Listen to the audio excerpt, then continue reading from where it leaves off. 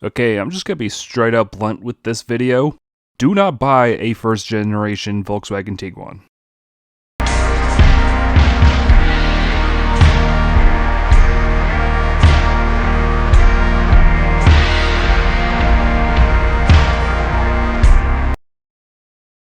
I honestly hate to come out guns blazing Scotty Kilmer style with this one, but the first generation Volkswagen Tiguans are terrible used car buys. Heck, most modern quote-unquote pedestrian Volkswagens are bad used car buys. The newer you get, the less quirky and weird Volkswagens got, as the German automotive giant was chasing global sales domination. And as the electronics became more and more important in modern cars, Volkswagens became less and less reliable over time. And that lack of reliability is especially true with Volkswagen's first small crossover, the first generation Tiguan. While it looks handsome, this little SUV is packed full of problems, and this particular Tiguan is no exception. The Tiguan is Volkswagen's second SUV, slotted below their first, the fantastically over-engineered mid-size Touareg. While that model was a fun range topper that won awards and did things like cram a 553 foot-pound turbo diesel V10 in it for funsies, the Tiguan was intended from the start to be Volkswagen's entry-level crossover aimed at sales. That was until Volkswagen North America decided it needed to be priced as a premium niche product due to the poor dollar-euro exchange that hampered potential profits from importing from Germany post-2008, and sales were absolutely lackluster due to it being beat by just about every other premium compact crossover. For the time, it was certainly a fine small SUV, but while it was nice inside with materials and gadgets that were putting the Americans and Japanese to shame, it simply wasn't what many would consider a premium product. And the magazines would agree, as every comparison at the time would compare it to other small mass-market crossovers such as the Toyota RAV4 and Honda CR-V. Of course, obviously, the name is a combination of the German words for tiger and iguana because Volkswagen can't escape their weird past even as they march towards mainstream sales success. Under the hood is the 2-liter EA888 TSI 4-banger that produced 197 horsepower in American trim. That was the only engine you could get in the States. Most was sold with a 6-speed Triptronic automatic, but you could get a Tiguan in the States with a manual, which is something I think is neat. Of course, 4Motion all-wheel drive was available and standard when you got to the higher trim levels. Other than that, it's a seemingly well put together small crossover.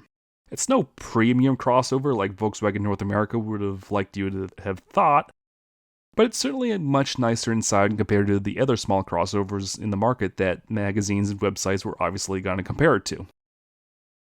While it's not a fully loaded Mark I Tiguan, it's still very well equipped. You get a telescoping wheel, a center console cover that locks in multiple positions on top of being able to slide forward, many storage options, rear seats that can slide forward 6 inches to create more cargo space, and a panoramic sunroof to name a few things. While it may sound special, the Wolfsburg edition badges are just a higher trim for this Tiguan, as with most modern Volkswagens. Unlike in the past, like with the Mark III Jettas, where it represented it coming from the Wolfsburg plant, instead of Volkswagen's Puebla, Mexico plant, where most of them had come from at the time. On the street, it's fine, and almost lively. The 2-liter feels very peppy, and the steering is tight and inoffensive. It doesn't really wallow like you'd expect from a crossover, and it's fine. It drives fine. The owner complains about the transmission kind of hunting between gears at around 45 miles per hour in hilly terrain, but I didn't really experience that in this test. So, while I got the little blurb out of the way, let's get to the elephant in the room, and why you should not buy a Mark I Volkswagen Tiguan. The horrific long-term reliability. This one's no exception. It's been an electronic and mechanical nightmare for the owner for almost the entire time he's owned it. Shortly after purchase, it required a whole new head as the carbon buildup had gotten to the point where it required the dealer to warranty him a new head. And then he had to get the carbon buildup removed a second time from the intake valves. But at least that time it didn't require a new head. Then the water pump and intake cracked at the same time. And then the knock sensor went out. And now, since he's paid it off, it has a whole slew of electronic issues that's pretty much driven him to wanting to get rid of it ASAP. The first thing you're greeted upon startup is the very present airbag fault on the dash. But it has a very intermittent issue where it throws it into everything from misfiring to limp mode to straight up not starting. It's very hit or miss, and it's even throwing the local Volkswagen dealer in for a loop.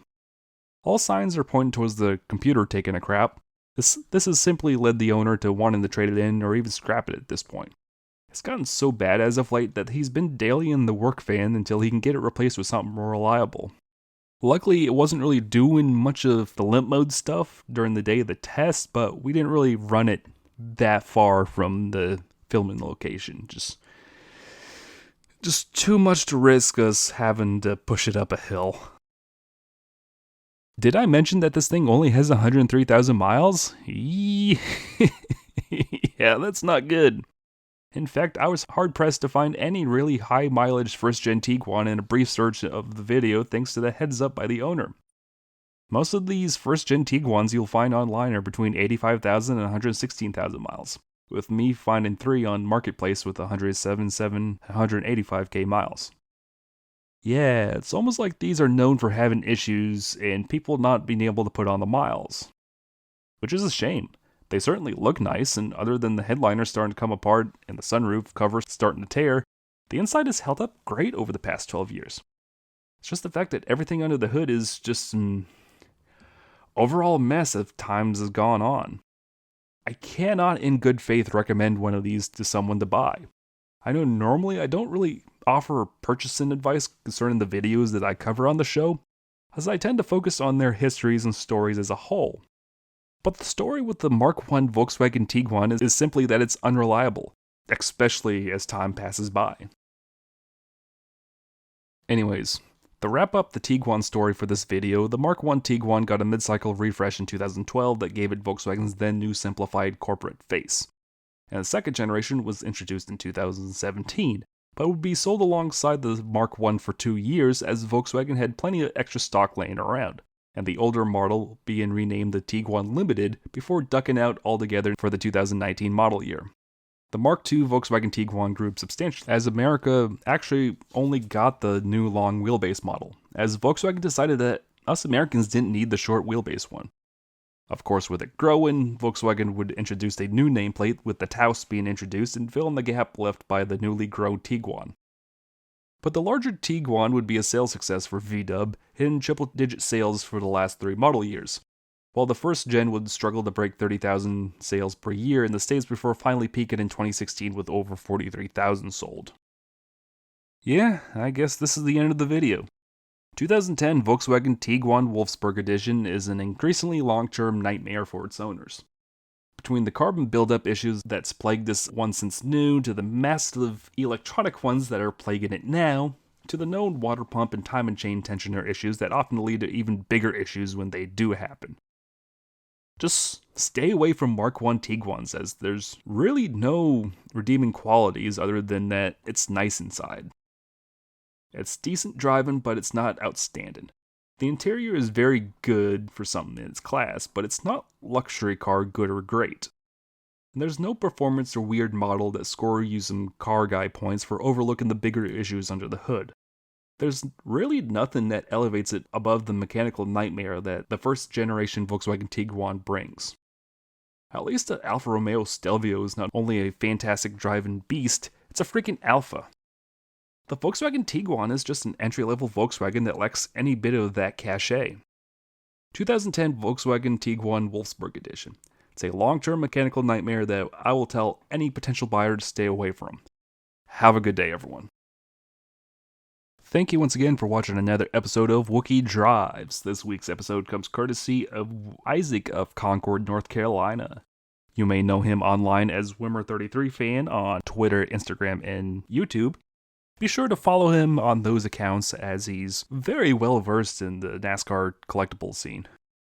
Wish him good luck, as at the time of the filming of this video and the release of it, he is currently shopping for a new car, as first gen Volkswagen Tiguan things. If you have a car or truck you'd like to see on the show and happen to be in the Charlotte, North Carolina area, Email me your submission at wookiedrives@gmail.com. That's right, submit your car to wookiedrives@gmail.com. That's wookiedrives@gmail.com. Be sure to give the video a like, drop a comment with some feedback. Any feedback's good feedback, as it really helps the small channels like this grow. Share it with all your Volkswagen Tiguan friends or fellow haters. And don't forget to hit that subscribe button and hit that bell for notifications for more Wookie Drives like these. Thank you so much for watching, and have a good night. Black one. Where? Black one. Where? Black one. Ow, where? The Volkswagen Tiguan. The only compact SUV with a turbocharged engine standard. Black one. Where? There. Lease the 2010 Tiguan for just $269 a month. It's a whole new Volkswagen and a whole new game.